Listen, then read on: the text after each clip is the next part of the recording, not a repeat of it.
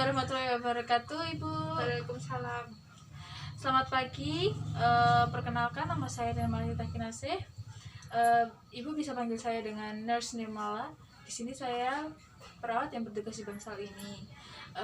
Sebelumnya saya ingin bertanya, Ibu namanya siapa dan sering suka dipanggil dengan nama apa? Nama saya Fia Nur Indasari, Mbak bisa panggil saya Mbak Fia. Sebelum kita berbincang-bincang ya Mbak, saya terlebih dahulu melihat mohon maaf untuk gelangnya ya Mbak. Oh iya. Baik, Mbak bisa ulangi untuk bulan dan tanggal lahirnya. Tanggal lahirnya 4 September 2000. Baik Mbak Fia ya. Ya. Di sini saya Nirmala Kinasih, perawat dari D3 Keperawatan Universitas Muhammadiyah Magelang. Di sini saya bertugas pada shift pagi ya Mbak, dari pukul 7 sampai pukul 1 siang. Baik, sebelumnya saya bertanya terlebih dahulu ya. Kita mulai ya Mbak. Ya. Bagaimana kalau kita berbincang-bincang sebentar tentang hal-hal positif yang bisa Mbak lakukan sehari-hari? Saya positif ya Mbak. Hal positif saya sering mungkin bersih-bersih rumah, merapikan barang-barang rumah, membersihkan rumah seperti kewajiban yang saya lakukan sebagai seorang istri. Baik, ya nanti tujuannya ya Mbak agar dapat menilai kemampuan positif yang Ibu miliki. Berapa lama kita berbincang-bincang ya Mbak? 10 menit aja. Bagaimana kalau 10 menit ya Mbak Fia? Iya. Baik, Mbak mau berbincang-bincang di mana? Di sini saja. Baik, kalau begitu di sini saja ya Mbak. Nah, sekarang Mbak bisa ceritakan apa yang membuat Mbak merasa marah?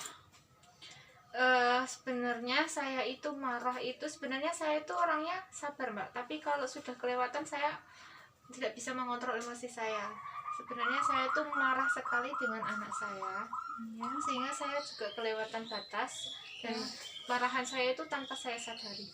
Oh baik, tanpa disadari ya Mbak. Iya. Apakah sebelumnya Mbak pernah marah? Sebelumnya saya tuh tidak pernah marah orangnya, tapi mungkin kesabaran saya sudah habis dan sifat asli saya keluar. Terus penyebabnya apa? Penyebab dari kemarahan saya itu di hati saya tuh terasa ingin marah gitu. Kenapa tidak sesuai dengan apa yang saya inginkan gitu. Samakah dengan marah yang sekarang, Mbak? Sama. Lalu saat itu Ibu sedang marah, apa yang Ibu rasakan? Saya merasa gemetar, saya merasa marah di dalam diri saya, ingin meronta-ronta atau suatu barang itu ingin saya lemparkan. Setelah itu apa yang Mbak lakukan? Setelah itu saya hanya bisa duduk berdiam diri di kamar, mungkin untuk menenangkan diri saya. Apakah dengan cara itu Mbak marah atau kesal maka masalah dapat terselesaikan? Mungkin untuk masalah saya marah-marah membanting segala ini itu bahkan bisa melukai anak saya, merasa menurut saya itu bukan suatu solusi dari masalah yang saya hadapi sekarang. Ya tentu tidak ya Mbak. Iya. Ada kerugian yang Mbak alami? Sebenarnya kerugian itu banyak.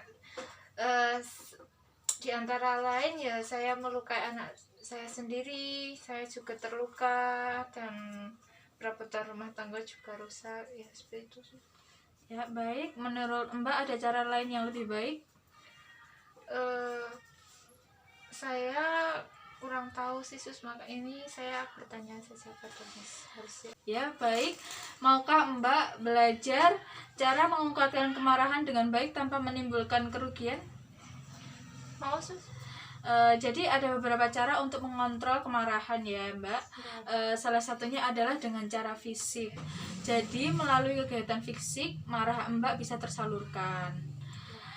Ada beberapa cara. Bagaimana kalau kita belajar dengan satu cara terlebih dahulu ya Mbak? Iya. Namanya teknik tarik nafas dalam. Iya. Begini, kalau tanda-tanda marah tadi sudah dirasakan, maka Mbak bisa berdiri atau duduk dengan rileks, lalu tarik nafas dari hidung, tahan sebentar, lalu keluarkan atau tiup perlahan-lahan seperti meniup.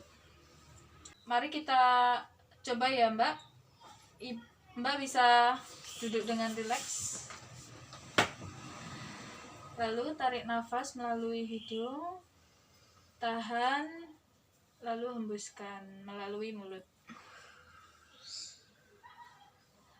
Tarik nafas dari hidung, tahan, hembuskan melalui mulut. Satu lagi ya Mbak.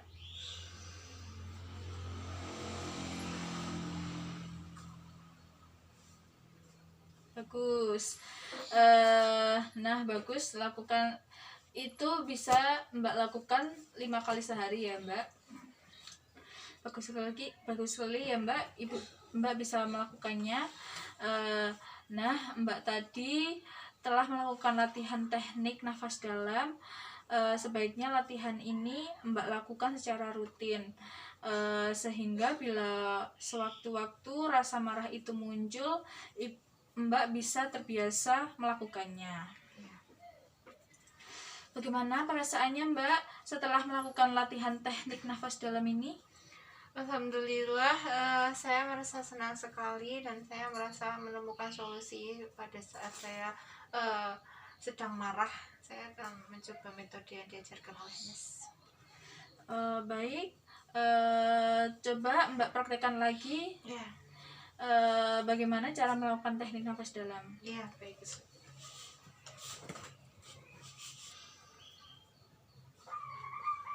Bagus sekali ya Mbak. Tahan, lalu hembuskan.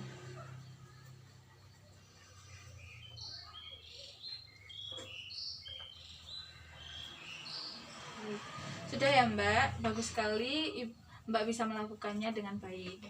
Coba selama saya tidak ada, ingat-ingat lagi penyebabnya Mbak yang lalu, apa yang Mbak lakukan jika marah, dan jangan lupa latihan nafas dalamnya ya Mbak.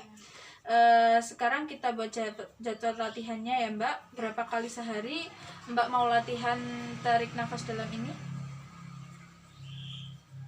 1 kali sehari. Baik ya. Jam berapa ya saja ya Mbak? Jam mungkin butuh waktu sekitar 10 menit saja. Baik Mbak, sudah selesai berbincang-bincangnya ya Mbak. Besok saya akan menemui Mbak kembali untuk melihat perkembangan kondisi Mbak dan mengajarkan teknik relaksasi yang lain. Di mana sebaiknya kita bertemu besok Mbak? Di tempat seperti biasa ini aja, di sini. Baik, di sini saja ya Mbak. Ya. Mbak mau jam berapa untuk bertemu besok Mbak? Jam 8 mungkin Mas. Baik, Ya. kalau jam 8 pagi ya Mbak. Ya.